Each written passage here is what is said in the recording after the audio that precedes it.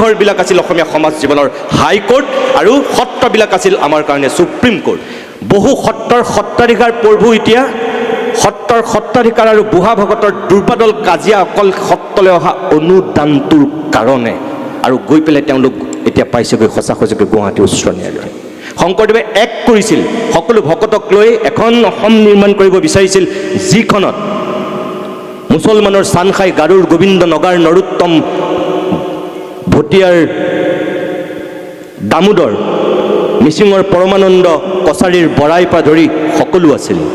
তাৰমানে মুছলমানৰ চানখাই, গাৰুৰ গোবিন্দক, মিচিঙৰ পৰমানন্দক, কছাৰীৰ বৰাইক তেওঁ শিষ্যত্ব দি সেই সময়তে তেওঁ কি শিকাইছিল? উচ্চ নিচ জাত পাত এইটো নহয়। এতিয়াও বহুত সত্ৰাধিকাৰ আছে। মিচিং এজনে সেৱা কৰিবলৈ গ'লে বাদ দিয়ক, আমি কলিতাকেইটাই, আমি কোঁচকেইটাই সেৱা কৰিবলৈ গ'লেও আমাক বিস্কুট দলিয়াই দিয়ে, নিৰ্মালিটো দলিয়াই দিয়ে, কুকুৰক যে বিস্কুটটো দলিয়াই দিয়ে এনেকৈ। এইটো শংকৰদেৱে কেতিয়াও শিকোৱা নাছিল। শংকৰদেৱেতো কোৱা নাই, তেওঁ নাহাঁহিবলৈহে কৈছিল, হীন বুলি নাভাবিবলৈহে কৈছিল, ঘৃণা নকৰিবলৈহে কৈছিল। কিন্তু এতিয়া আমি কি কৰোঁ? আমি আনৰ ধৰ্মক আমি হীন বুলি ভাবোঁ, ঘৃণ কৰোঁ আমি।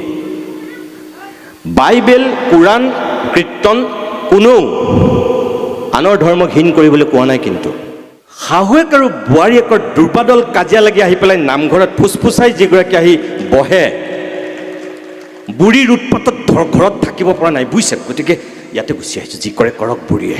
এয়া বোৱাৰীয়েকৰ বক্তব্য, হাত চাপৰি আহি আছে কিন্তু। আৰু শাহুৱেকে কয়, এই জহনী জাতিজনী জহত মোক ডিষ্টাৰ দিয়ে নে ঘৰত, বুজিছা? ভাতেই নেখালোঁ আজি, যিহে অত্যাচাৰ কৰিছে নহয়, কেনেকৈ যে আছোঁ মইহে জানো। এনেকৈ কয় শাহুৱেকে, বোৱাৰীয়েকৰ বদনাম গাই। ভাদমহীয়া নাম তেওঁৰ কাৰণে এটা মাত্ৰ চিম্বল। জয় গুৰু শংকৰ। আপোনালোক সকলোকে প্ৰথমে মই নমস্কাৰ জনাইছোঁ।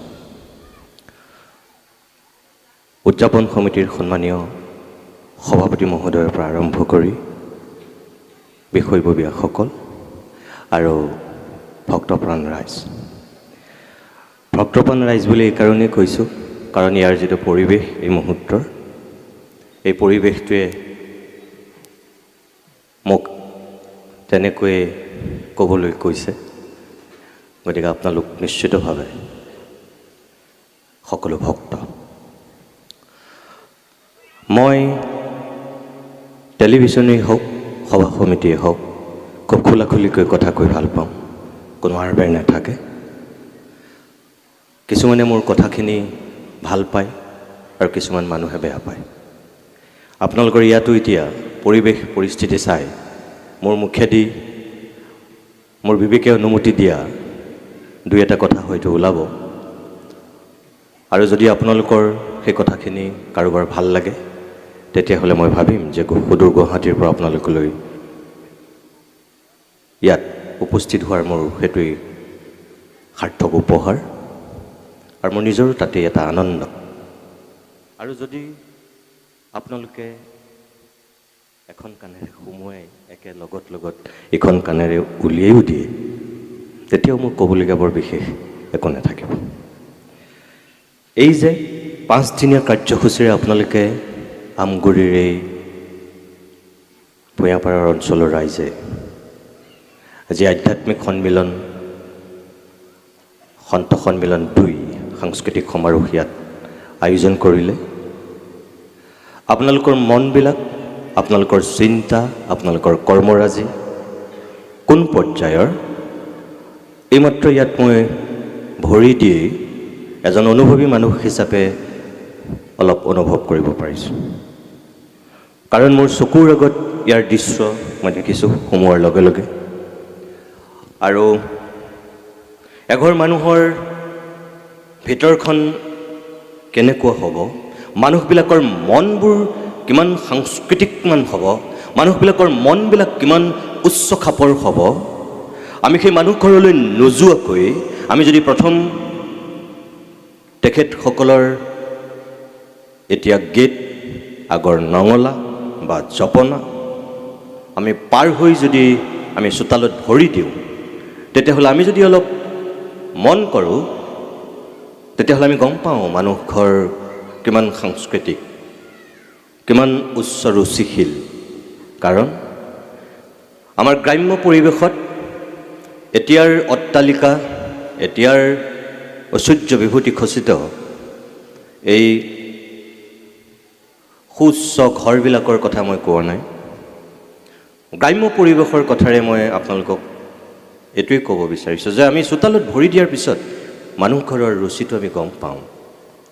যদি চোতালখন ধুনীয়াকৈ মচি থয়, পিৰালিকেইটা যদি মচি থয়, গোসাঁই ঘৰৰ পৰা যদি ধূপ ধূনাৰ সুগন্ধি ওলাই থাকে, আমি গম পাওঁ মানুহ ঘৰৰ ভিতৰৰ পৰিৱেশটো কেনেকুৱা হ'ব। ঠিক একেদৰে আমি যেতিয়া প্ৰথম প্ৰৱেশ কৰোঁ আজিৰ ড্ৰয়িং ৰুম, এটা সময়ৰ যিটো আলহী বহা কোঠা, সেই কোঠাটোত প্ৰৱেশ কৰাৰ পিছতো আমি ঘৰৰ পাকঘৰৰ পৰা তেখেতসকলৰ বেডৰুমলৈকে নোযোৱাকৈ আমি গম পাওঁ যে বাকী কোঠাবিলাকৰ পৰিচয় কেনেকুৱা হ'ব পাৰে। ঠিক একেদৰে আপোনালোকৰ এই গেটখনত সোমোৱাৰ পিছতেই, ইয়াৰ পৰিৱেশটো দেখাৰ পিছতেই মই গম পাইছোঁ যে আপোনালোকৰ এই মানুহখিনিৰ চেতনা কোনটো স্তৰৰ, আপোনালোকে কি বিচাৰি এই 5 দিনীয়াকৈ ইয়াত এই সন্ত সন্মিলন দ্বিতীয় আৰু সাংস্কৃতিক সমাৰোহখনৰ আয়োজন কৰিছিল। সন্ধিয়ালৈ ভাওনা, দিনৰ ভাগত বেলেগ বেলেগ কাৰ্যসূচী, আৰু বিশেষকৈ আমাৰ যিখিনি সত্ৰীয়া প্ৰকৃত পৰম্পৰা, যিখিনি সাজ পোছাকৰ পৰা আৰম্ভ কৰি যিখিনি আমাৰ স্বাভিমান, যিখিনি আমাৰ অসমীয়াৰ সত্তা, সেইটো ধৰি ৰাখিবৰ কাৰণে আপোনালোকে এই বিগত 5 দিনত যিখিনি চেষ্টা কৰিছে, ইয়াৰ পৰিৱেশটো দেখি মোৰ অলপ জ্ঞাত হৈছে। সেইকাৰণেই ক'লোঁ যে আপোনালোক ইয়াৰ যিসকল আজি উপস্থিত ৰাইজ, 2025 বৰ্ষৰ বিদায় ল'বলৈ মাত্ৰ কেইটামান মুহূৰ্ত, কেইটামান দিন বাকী থকাৰ সময়ত মই ভাবোঁ যে আমগুৰি অঞ্চলৰ এই ৰাইজে, বিশেষকৈ অভিপ্সিতৰ পৰা আৰম্ভ কৰি উদযাপন সমিতিৰ সমূহ বিষয়ববীয়াই নিতুমণি শইকীয়াক ইয়ালৈ আমন্ত্ৰণ কৰি আনি উদযাপন সমিতি ধন্য হোৱা নাই। মই নিজে আপোনালোকৰ এই অনুষ্ঠানটোৰ আজি সাক্ষী হ'বলৈ পাই, ইয়াত উপস্থিত হ'বলৈ পাই মই নিজে নিতুমণি শইকীয়া ধন্য হৈছোঁ। গতিকে ভগৱানৰ ওচৰত সেৱা, অশেষ কৃতজ্ঞতা যে ইমান এটা সুন্দৰ পৰিৱেশৰ মোক সাক্ষী হোৱাৰ সুযোগ দিলে 2025 বৰ্ষৰ একেবাৰে বিয়লি সময়ছোৱাত।